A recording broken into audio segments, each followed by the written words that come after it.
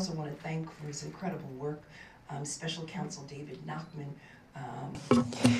My office, with the assistance of a nationwide bipartisan coalition of attorneys general, local law enforcement, affected individuals, and others, have secured a settlement in principle that will deliver $7.4 billion to address the opioid crisis.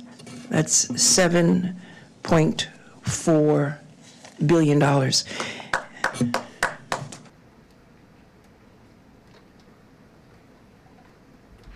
And the Sacklers will personally pay up to $6.5 billion, and an additional $900 million will come from Purdue, the company that they started. Importantly, a significant amount of the funds will come in the first few years. The Sacklers must pay $1.5 billion immediately on the day the settlement goes into effect, and we anticipate that the settlement will go into effect towards the end of this year. We have some loose ends to tie up.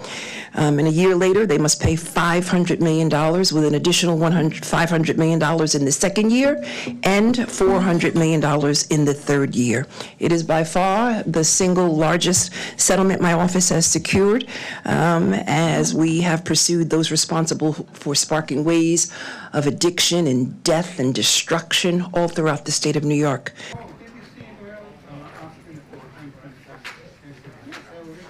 And this will help communities heal from the devastating losses wrought by addiction. And this will support treatment and recovery programs across New York and the nation.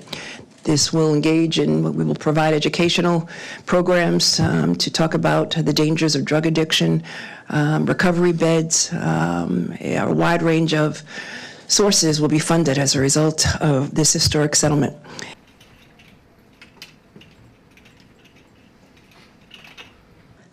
But 23 years ago, I was a 21-year-old with a simple back injury that went to her primary care and was given a prescription for OxyContin.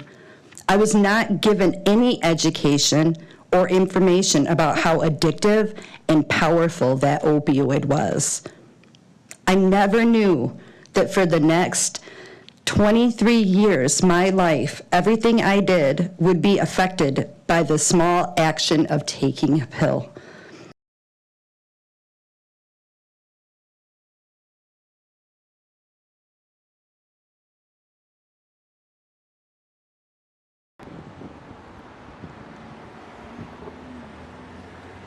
Everything in my life is tied to the actions of a company and a family that put profits over human lives.